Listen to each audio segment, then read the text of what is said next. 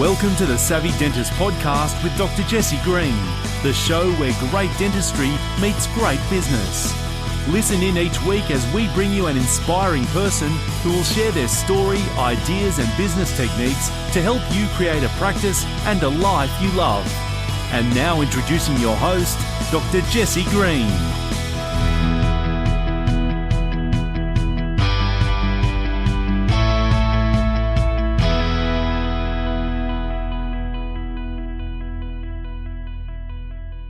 Hello everyone, it's Jesse Green here. Welcome back to the Savvy Dentist Podcast and of course to savvydentist.com. It is great to have you here again this week for another episode of our show. And my guest today is someone who I regard as an entrepreneur's entrepreneur. John Warrillow has started, grown and sold several businesses. Now, in addition to doing all of that, he's the author of 3 best-selling books. The first of these books is a book that was very near and dear to my heart many years ago and remains so, and that is called Built to Sell. And that book really explores what it takes to create a business of value, one that can thrive without you. His second book was called The Automatic Customer, and that explores creating a recurring revenue business irrespective of the industry you're in. And his third and most recent book is called The Art of Selling Your Business. And of course, we're going to dive into a lot of that material today. John is the host of Built to Sell Radio, and his work has been featured in a huge number of publications around the world, including Inc., Forbes, to name just a few. You can check out his work at builttosell.com. And of course, if you want to get a couple of goodies, head across to builttosell.com/selling. And there's lots of free gifts on that little page there for you. So John, welcome to the show. And thank you so much for taking the time to come and hang with us. Oh my gosh. It's great to be with you, Jesse. Well, I have been a fan of your work for a long time now. And as I said in our off-air conversation, Built to Sell was a book that actually really changed my world. It was a business book that opened my eyes to understanding a model, understanding a niche, really getting out of the day-to-day operations. And in fact, little fun fact here for you, John, is this is going to sound a little bit random, but I'll share it with you nonetheless, is the size of your book, Built to Sell. When I was writing my own book and I was trying to think of the layout and the size of it, I got the ruler out across Built to Sell because I wanted the dimensions to be the same as yours. So that's where it comes from. Oh, that's funny. How did you apply it to the dental practice industry? What did you see as the transferable lessons? Well, I really thought about owning the process. In the book, the graphic designer, whose name was Alex from memory, he really had that general graphic design business and he decided that he wanted to niche down on logos and he built that process around that. And so really what I looked at from that perspective, I looked at it from 2 different perspectives actually. I looked at it from the perspective of our dental practice and creating a process that we could own, that we could deliver upon, and of course that we could market. And that's certainly been part of what we do. The simple fact of the matter is that, well, I've experienced anyway, is that process in my world was nothing particularly unique, but we were able to own that space. Probably like a logo design process is quite standard in many aspects, but you add your own salt and pepper to it. But equally in this business, my consulting business, I took exactly the same concept and I developed my own method and knowledge around that. And so that's been a really interesting and valuable point. So again, thank you so much for taking the time to write the book. It's been a wonderful read.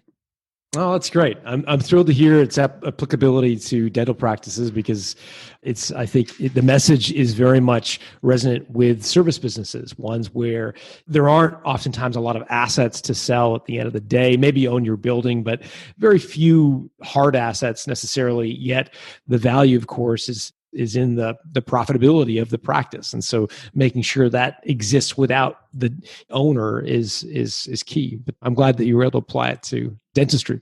Oh, thank you. John, I heard an interesting stat the other day, and I don't know if this is an accurate stat but I'm happy for you to correct me.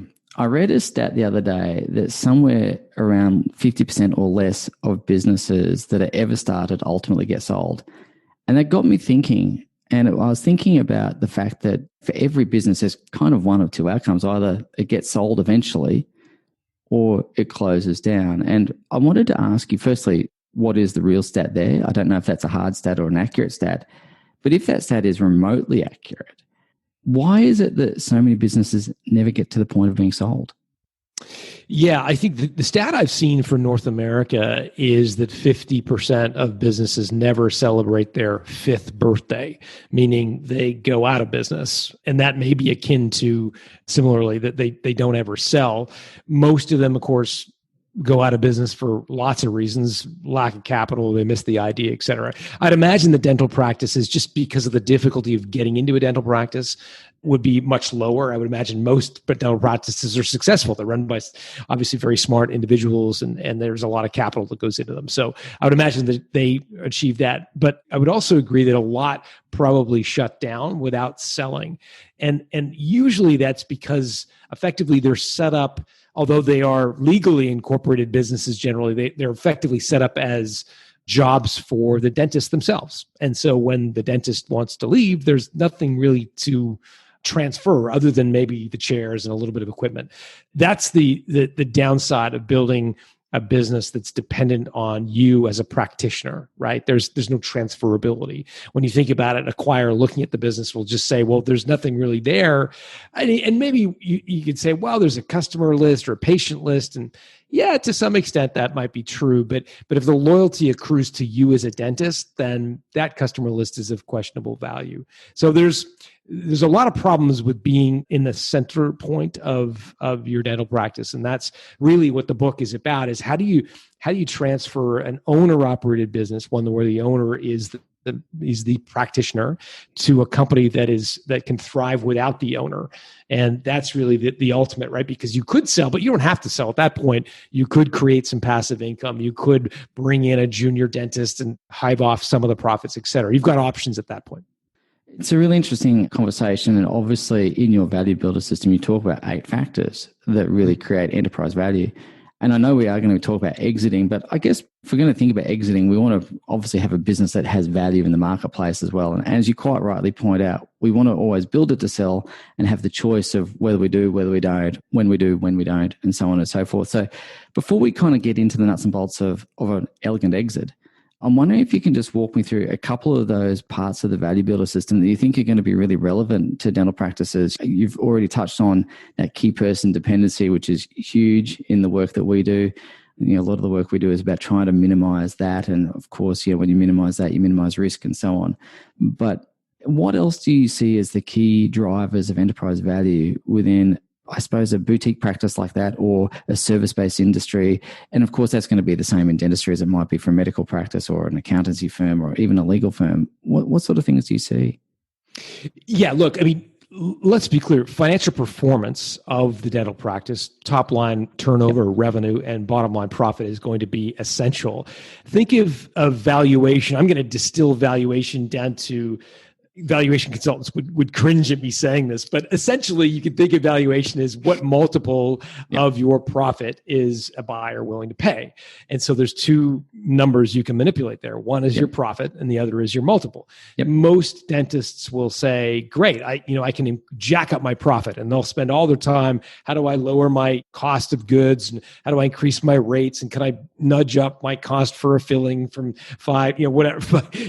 That, I think, is one approach. The other approach is to really focus on the multiple itself. Yeah. And the multiple is determined by the drivers that you reference. So one of them obviously is going to be key person dependency. We call it hub and spoke, but effectively how well your business would perform without you doing the work. That's a big driver. Another one that may be a little bit less intuitive, and particularly in the dental practice space, would be monopoly control, wherein, and Warren Buffett talks a lot about this, talks about the idea that he invests in businesses with a competitive moat around them. And when he gets asked, what do you mean by a competitive moat? It's basically your competitive protection. And when you've got a thick and wide competitive protection, that enables you to have pricing authority. To some extent, you can charge what you want, and therefore you overall build a more profitable business. Now, when you come back to, well, how do you create a competitive moat? On one hand, it's some sort of invention. It's pretty rare in a dental practice to have something totally unique. But the other piece is marketing. How well you distinguish or differentiate your dental practice from the one down the street. Everybody thinks they know what a dentist does, I think. You can tell me if I'm wrong. But if you create a point of differentiation that makes your practice unique, a certain way you serve customers or a certain way you approach the experience, and you codify that, you trademark that, you build that as your defining or distinct competitive advantage, that becomes a competitive moat. And I think that's one of the other 8 drivers that I think, again, in a dental practice is probably not the most intuitive, but I think it could actually play a significant role in the value of a dental practice. Yeah, it's actually really interesting that you talk about the competitive mode, because I agree marketing is a huge part of that. What we've also seen with some of the other practices, particularly more regional areas, they've created this situation of geographic dominance, and they might have a regional town, and around that town there's satellites.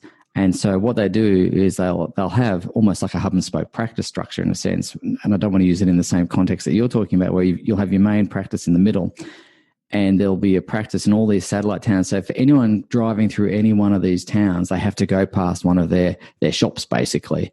And so they create this large drawing pool. And so we've seen that work as well. But that's probably a little more related to the regional areas. So we've spoken briefly about some of those drivers that do create value. And I wanted to just kind of shift gears and think about the main topic, which we're going to be talking about today, which is exiting businesses. And I shared with you a few things off air about the business that I've exited. You've obviously exited businesses and so on and so forth. And so what I wanted to ask you is, I guess most of us at some point in our business journey sit there wondering what our business is worth, probably do the mental calculations, do our own little version of a balance sheet, probably jack up the inflate the value a little bit in my own mind as it is. Yeah. But I wanted to ask you, how do you know when the right time to exit is? Is there a sense of knowing within the owner that you've seen, because you've spoken to lots of people in this space, do they kind of get to this place of going, I just know within myself it's time? Or is there a tap on the shoulder? Or is there some sort of calamity? What's typically the trigger point for thinking about selling? Yeah, I mean, I think for a lot of entrepreneurs, this is one that we get wrong. Oftentimes what I hear is entrepreneurs are trying to time their exit, meaning they're trying to kind of sell when the market's at a peak and interest rates are, as low as they possibly can be, and we've just had our best year ever, and we're going to sell. And of course, that's great. Nobody I know is that good at predicting the future, but realistically, when you sell a business, it's a little bit more. We think of it oftentimes as owners as like a 4x100 meter relay, right? Like you pass the baton to the next guy. Reality is that there's usually a longer transition period where you might be in an earn-out situation where you've got to stay on for a couple of years. And oftentimes we sell too late. So we think, I want to be on the beach when I'm 60. And so 59th birthday comes and says, okay, it's time. The reality is, though, you're going to have to be on some sort of transition period. So you've got to move up your sell-by date for the average earn-out. I'm not sure what it is in dental practices. In the U.S., it's 3 years across all industries. Is it something similar in dental practices? It can be up to 5 here in Australia. Yeah. So if you want to be on the beach by your time you're 60, you've really got to execute the transaction at 55. Yep. You want to back that up by a year to really properly market your business. I think you want probably a year to do it properly. And that's when your business is ready to go to market. So now you're 54 when you're ready to go to market. Now there's a period of time where you really want to focus on making the business as valuable as you can by getting yourself out of the operation. So it takes a long time, much longer than most people think about. The other thing I think we run the risk of, again, as business owners, is what we call ride it over the top, meaning we always think our best days ahead of us, right? As entrepreneurs, we're optimistic by nature. And the problem with that, of course, is that we run the risk of effectively kicking a gift horse in the mouth. I'm reminded of a story outside of dental practice, but I think you'll get the gist of it. It's a guy named Rand Fishkin who built a software company, built it up to $5 million in revenue when he got a call from a guy named Brian Halligan, who was the head of HubSpot at the time. Yeah. It's an all-in-one email marketing software. He made an offer to Halligan of $25 million for cash and stock in HubSpot. And Rand Fishkin said no, because at the time he thought his business was worth more. And instead he raised venture capital. The venture capitalists came in, they changed the business. They in fact started to get into lots of different product lines. After time, Rand was removed as the CEO of his company. And I interviewed him on Built to Sell Radio, and I said, what was that like? How did it feel? And obviously it was a gut punch. And I said, what are your shares in Moz worth today, given the fact the VCs have come and they've made all these changes? And he said, they're probably not worth anything. And I was like, what do you mean anything? And he said, well, because they've got a preferred return in their deal, meaning they get all their money out with interest and a preferred return after the fact before he sees anything as a common shareholder. And I said, what was that offer of HubSpot worth today, given the appreciation of HubSpot stock? And he said, John, it would be close to $200 million. Oh my God. That's a wild example. But in a dental practice, like in a good year, maybe a dental practice trades at 5 times EBIT. In a bad year, it probably trades at 4. Yep. In a fantastic year, maybe 5.5. Trying to time the sale of your dental practice based on where you are in the economic cycle, I think is a fool's errand, because effectively you have to then go take that money and do something with it, right? And if the stock market is inflated because the price for dental practices is also inflated, you're just selling into or buying into a equally inflated asset class. So look, I don't think trying to time the sale of your business makes a whole lot of sense. Yeah, perfect. I wanted to ask you a little bit about people kind of running out of puff and selling their business because they're just exhausted. Yeah. Have you interviewed any people or come across people who have just kind of gone, you know what, I'm burnt out, I'm struggling, I've invested all of my energy into this and then some, and now I really just want to go and sit by the beach. And the reason I asked this question is because that's what I did. I burnt myself out, I hit the brick wall, and really in my case, I came to regret that sale because really what I needed was a really good holiday rather than selling my business. Have you seen many examples of that? Yeah, I definitely think we have seen lots of stories where the owner is exhausted. And I think it can be physically exhausted. In a dental practice, I'd imagine it would be physically exhausted at times.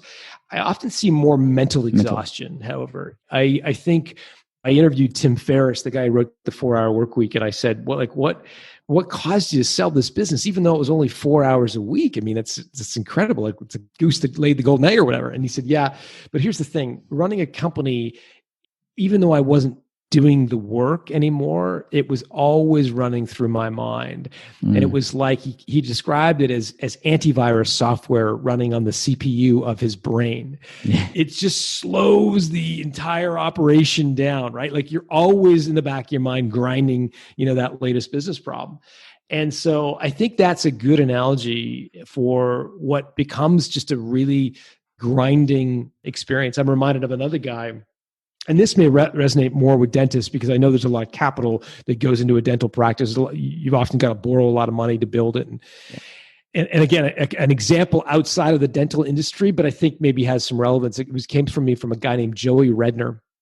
Joey built a craft brewery in Tampa, Florida, across in the United States. Yeah. Craft beer, I know, is a big deal in Australia as well. Anyways, he builds it up. It's a very difficult business to get into. Lots of capital, like a dental practice. He borrows $800,000, I think it was, from his dad, and built it up. And the first batch of beer was a huge success, sold out in all the local bars, and so much so that he had to build brewing capacity. And so he's in hawk to his dad for $800,000.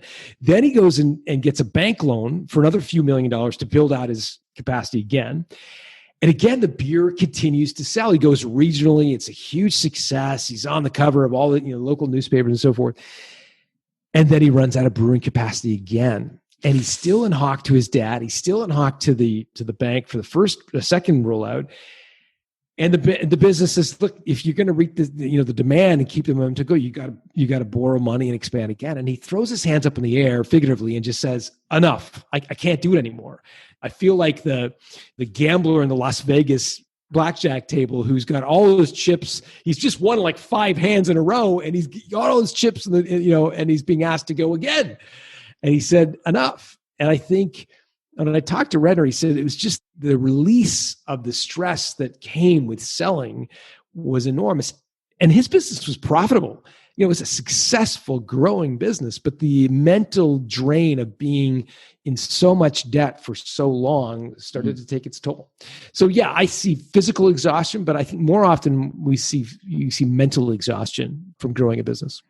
So one of the things that I want to ask you when you've spoken to people who have successfully exited, did they have a plan for post-exit? And the other thing I would like to ask is, and again, we spoke a little bit about this off air, is if there is an earnout and you're required to stay in the business and continue to that success, for a period of time, how typically do the owners handle no longer having the keys to the car, or in my case, the keys to the practice? How do owners typically transition from being the head honcho to perhaps being someone who now has to take direction from the new owners? Have you come across any issues or challenges, or in fact, badly? yeah. Well, I can tell you that in my case too. I was the worst employee ever. But yeah, I'm just curious. Describe your case. Describe your case, because I think I think it's important, and your guys will appreciate hearing it, I'm sure. Well, interestingly enough, we sold our practices going back to 2008, and we sold the practice. And towards the end of the negotiation, it turned out that there'd been a bit of an issue around business registration names, and there was a bit of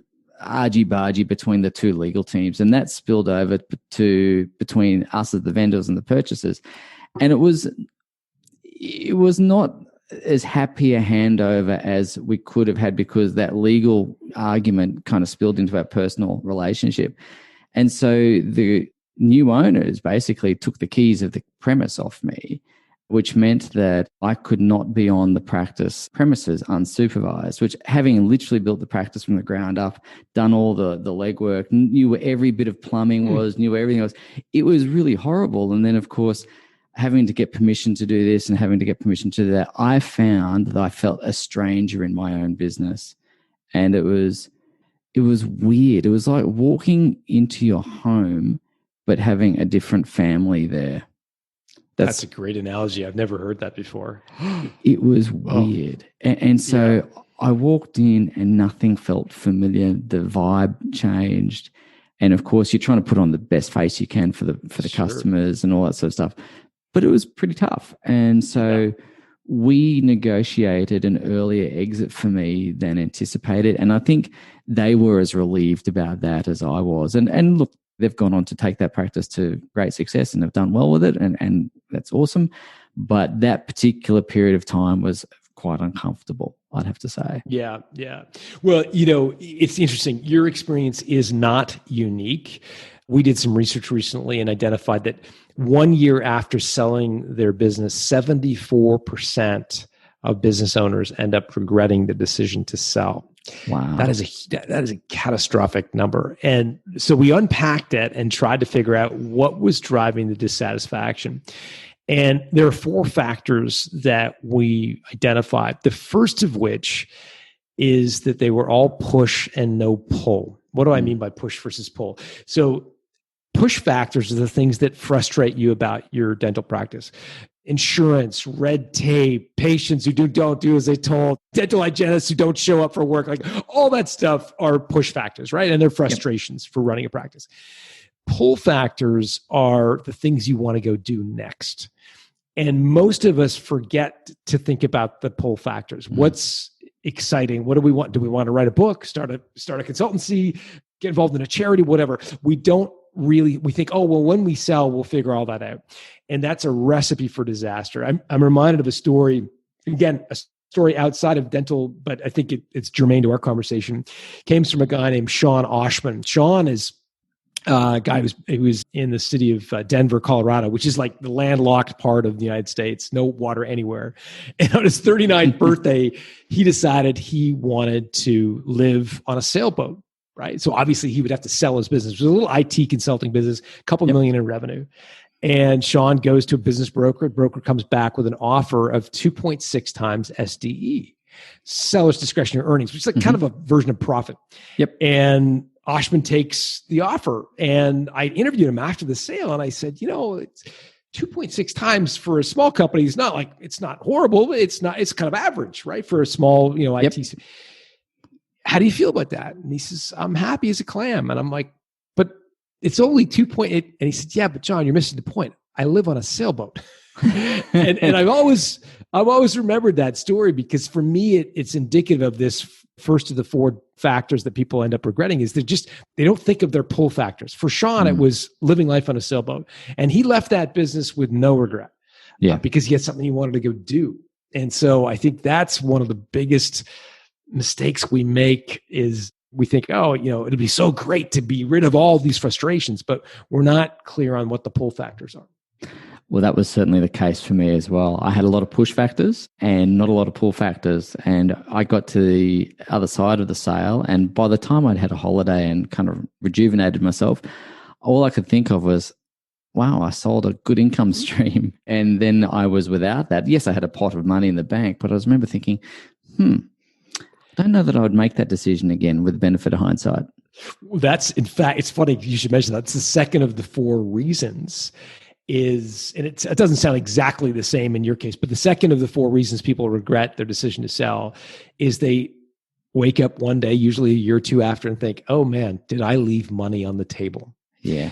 And they wonder, did I maybe not do as well as I could have or should have? And that's usually the case when you don't create some degree of competitive tension for your company. In other words, if you sell to one buyer in a negotiated sale where there's no other acquirer at the table, that can oftentimes lead to regret because there is no market for a dental practice, right? There is rumor and innuendo, and you go to an industry event, somebody got 5 times, another guy got 5, but you don't actually know until you actually sell. And so that's why I'm a big fan of trying to get a second offer. For the larger practices listening to this, they might be able to attract a private equity offer. You never know. There may be other options. Clearly, there's different ways to transition a dental practice. But if you can get a second offer, I think it just gives you some sense that you're getting a fair offer. It doesn't have to be like an outlandish offer, but at least a fair offer, I think is important.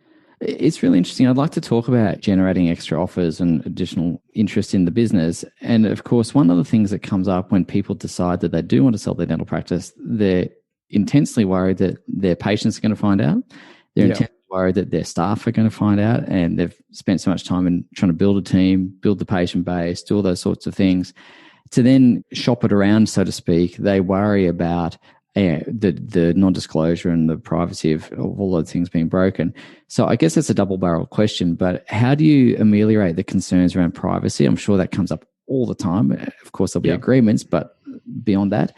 And then secondly, how do you create that competitive bidding process? What does that look like? Is it going through a broker and asking them to do that work for you? What's the practicalities, please, John? Yeah, so we lay out a process in the book that describes how you do that. It involves a teaser and an NDA that's only signed once they've sort of gotten excited about the practice. So there is a way that you can minimize the likelihood that the word gets out among your customers and patients and so forth. Having said that, no system is completely foolproof. And the wider you go to the marketplace, the more likely that either key supplier or patient will find out.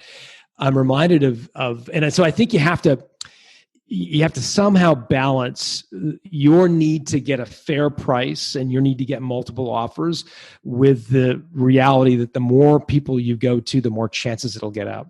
And so, look, I think if you have 1 or 2 people in mind who you think will want to make an offer, then maybe you can keep the list of people to a very small list. I'm reminded of a story, again, not in the dental practice, but it'll serve to communicate the point. The guy's name is Peter Kelly. And Peter built a company that basically did auctions for used cars. Obviously, we have websites now where we can buy a car. He built it for used car dealers to buy their inventory. It was called Open Lane. It was only available to used car dealers. And there they could look up a car and they could decide whether to bid on it or not. At the time, the alternative was these old school physical auctions where they sold used cars, and they would go by on these massive conveyor belts, and the used car dealer would have like 8 seconds to decide which one they wanted. It was a terrible business model, but he built this business up and built it up very successfully. Along the way, he got interest from the 3 big old school auctioneers, right, wanting to remake and modernize their company, and each time he turned them down. But he lived with this little nagging feeling in his mind, which was that if the original equipment manufacturers, the car companies, BMW, Ford, whatever, if they ever found out how lucrative his business is, they just go into business and create their own auction sites, right? Because a Ford dealer is going to want to buy Ford cars. Yep. And if he ever got wind of what he had created, they would put him out of business overnight. And so when he went to sell, he was worried about the same thing you're describing, which is customer suppliers finding out. And so he went to the 3 auction houses and said, all right, you've expressed interest in the past. Now's your time. On this day, I'm going to be accepting an offer to sell my business. And please prepare your letter of intent. All 3 made an offer, and he sold his business for a very, very good multiple. But that was a luxury he had because he knew that those 3 would be interested. He didn't have to go to a more broad scale auction because he was deathly fearful that, in this case, the other competitors would find out. Yeah, absolutely. And I guess if we were to look at a scenario where there's not that luxury of having people already expressed an interest, and let's just say it goes out and there is some feedback or interest that comes back through a broker or otherwise, obviously the negotiations begin after that. Negotiation is a skill that no one teaches us in dental school. It's not something that is in the curriculum. You'll be surprised to know. Dealing with difficult patients, dealing with non-compliant children, absolutely. Yeah. So maybe there's some negotiation in that. Sure. But you never really win so much with a non-compliant child. But I wanted to ask you, when it comes to negotiation, I know that there's no one-size-fits-all strategy or hints and tips or 7 secret hacks to a great negotiation. But I guess thinking about the fundamentals or the principles that surround a good negotiation, what are the key things that I think people should be looking for as they go through that negotiation process? What are the pitfalls? What are the things they should be trying to achieve? How to achieve that outcome? Yeah, I mean, there's obviously a ton, and in many cases, there's a whole section of the book, which is kind of hacks and sort of negotiation tips. I'll give you a couple. One is that a savvy buyer is going to want to know what you want for your dental practice. They're going to try to kind of tease that out of you. And oftentimes it's done when your defenses are down. Many of these deals are sort of executed by an M&A advisor, a business broker. And the buyer will kind of work to lower your defenses, build their own relationship independent of your broker. And, you may be over a pint of beer or over a coffee, and they'll say, what do you think's fair? Like, have you given any thought to what you want for your business? And by that time, you sort of built this rapport, and the question seems so innocuous, like, yeah, sure. And it's almost always a mistake to answer that question, because on the high end, if you throw out some outlandish number, like I want 15 times EBITDA for my, the likelihood that buyer is going to walk away and say, wow, Jesse's crazy, is very high. Yep. Equally, if you put something more reasonable on the table, you're probably putting a ceiling onto which you will never sell your business for above. And so what I think you want to do is try to get the buyer to make some sort of gesture or some sort of offer first. And you may be surprised pleasantly at what that number is. At the very least, you're not making the mistake of going first. I think that's one of the most sort of classic mistakes, if you will. Another one that we see a lot, and it goes back to your personal situation, Jesse, is this sort of, you get to the end of the road and you're burnt out. Yeah. And every potential buyer is going to say, Jesse, why do you want to sell? It looks like a great practice. You got a great location. You got all these loyal patients. I mean, why would you ever want to sell this thing? And that is a very calculated question, because if you answer and says, God, I'm just burnt out. Like I need a break. I need a vacation. What does that communicate to the buyer? It communicates that underneath the water, your feet are just going like crazy, like the duck, and it's exhausting to run this practice. And that's exactly the wrong thing that buyer needs to hear. So there's a right way, I think, to answer that question and a very wrong way to answer it. And that's another kind of trick buyers will use to try to get the straight goods. Interesting that we talk about that, which kind of comes back to what we spoke about earlier in the conversation about the build to sell. When we sold that business and I started a different business because I didn't have the pull factors at the time, it was only then I realized with a big face palm that I really should have reorganized my business differently. And I realized after the fact how I could have made that a much better business to sell. And of course, we now run our second practice much different to that. But I want to come back to that question of, what do you think is a reasonable price for your business? Because you're absolutely right. It's going to be over a pint of beer. It's going to be over in a very relaxed, casual conversation. And I know that you don't want to necessarily give it away, But sometimes when that question comes at you in such a direct manner, there's a bit of almost like a deer in the headlights kind of moment where you're kind of going, I know I shouldn't be answering this question, but how do I deflect it elegantly without giving it away? And would you just suggest referring it back to the business broker or whoever it is handling that sale? Is that the best strategy? Yeah, absolutely. I just did an interview with a guy's name is Adi Pinar out of South Africa, and he was represented by an M&A professional. And the M&A professional said, you talk to all the buyers, you answer any question they ask you. The only question you are forbidden to answer is, what do you want for your company? That you defer and refer to me. So yeah, I think you can by all means defer that to your broker. I think you can also say, look, I'm a reasonable person. I'd be happy to entertain any reasonable offer you thought made sense. Yeah. And basically put it back on them. The other nuance here, and this gets into some of the mechanics and weeds of selling a company, is oftentimes people will throw out a number like, we want 5 times EBITDA. Okay. Fair enough. So let me just unpack that. Is that 5 times trailing 12 months EBITDA, which would be 12 months up until today, the previous 12 months? Or is it a weighted average of the last 3 years? Or is it future EBITDA? Is it adjusted EBITDA? Or like all of these things are different. I'll give you an example. Another example from outside dental, but I think it'll serve the purpose. Ari Ackerman built a beautiful little company called Bunk One. It was a very rudimentary software company that allows parents to send notes to their kids. And Ari was approached to buy his company. And they went through a whole negotiation. And the private equity company that was buying his business said, look, we can't pay, I think it was 7 times EBITDA. By memory, it doesn't really matter to the point that we can't pay a penny more than 7 times EBITDA. And Ari looks at the profitability of the company and times 7, and he's like, it's not enough for the life of work that he's put together. And he's about to walk away. And then his advisor says, well, hold on a second. Let's go through the adjustments process. Let's go through and restate or recast your profitability based on what it would look like for that private equity group.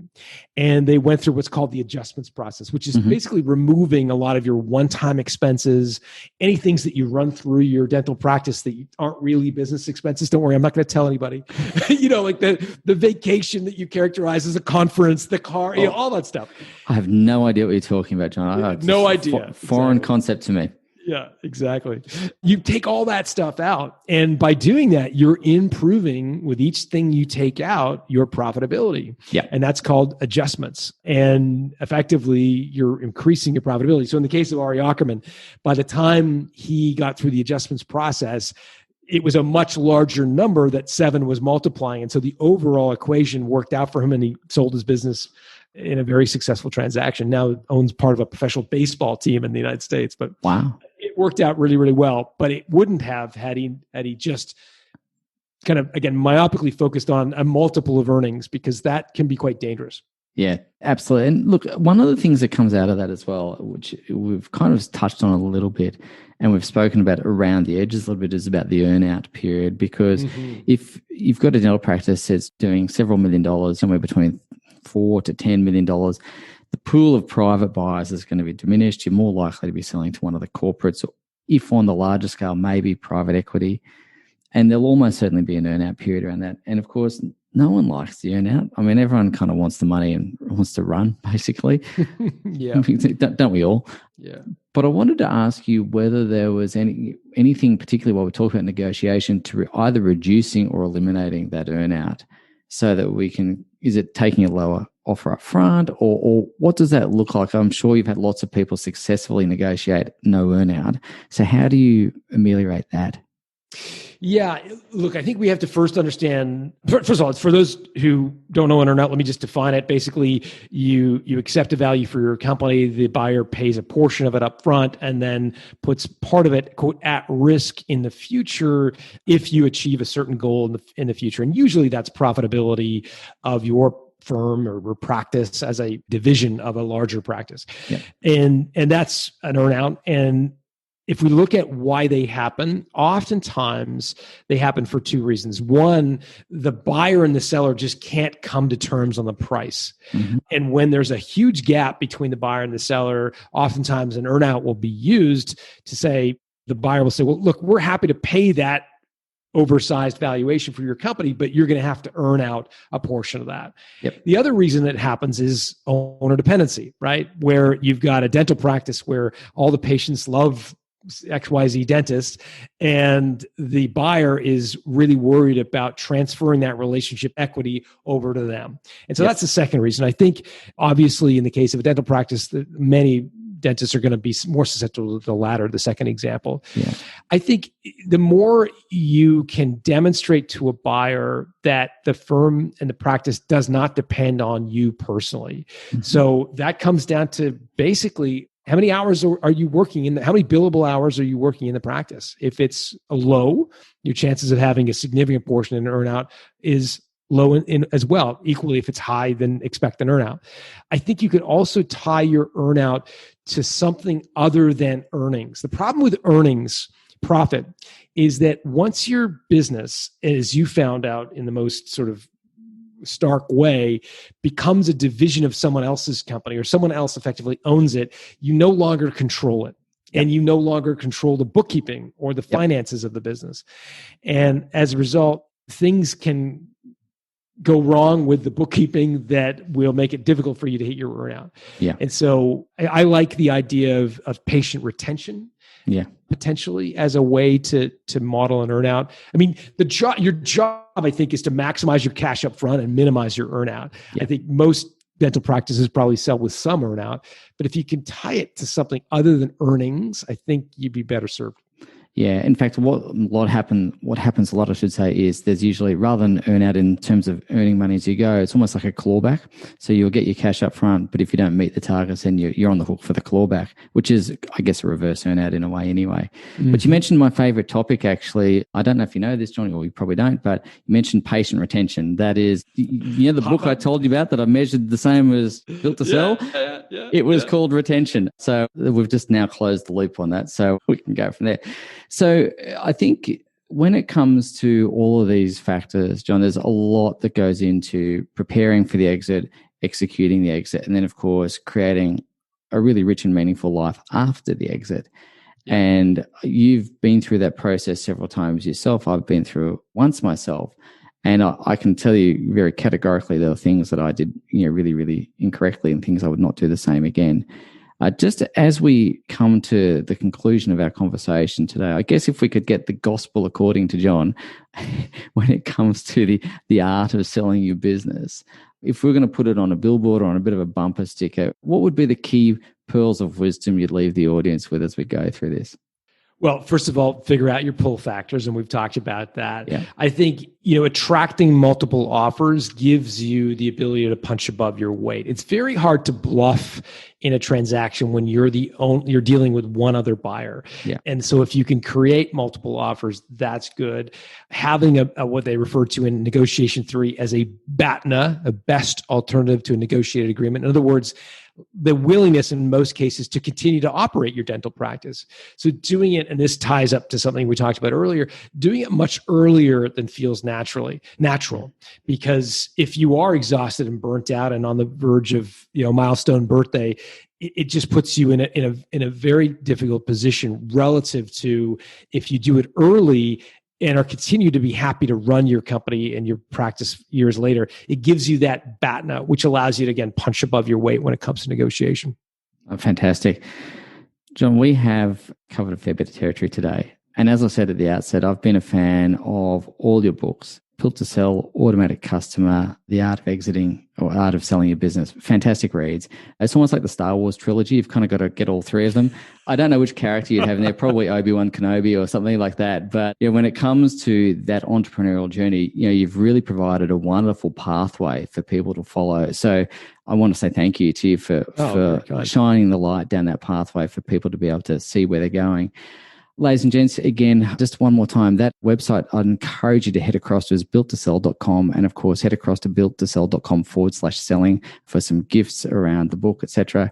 But do grab all 3 books. They're all incredible reads, and I think you should read them all from beginning to end, probably in order, but depending on where you're up to in your own journey, you can choose that yourself. But John, thank you so much for taking the time today. You've been a wonderful guest. And as I said, I've been a fan of your work for a long time. So it's been a real pleasure to finally get to talk to you. Thanks, Jesse. It was great to be with you. Cheers, mate. Thank you for listening to the Savvy Dentist podcast with Dr. Jesse Green. For more free tools and resources, join the free Facebook group. Visit drjessegreen.com/Facebook. And for more episodes, visit drjessegreen.com/savvydentist.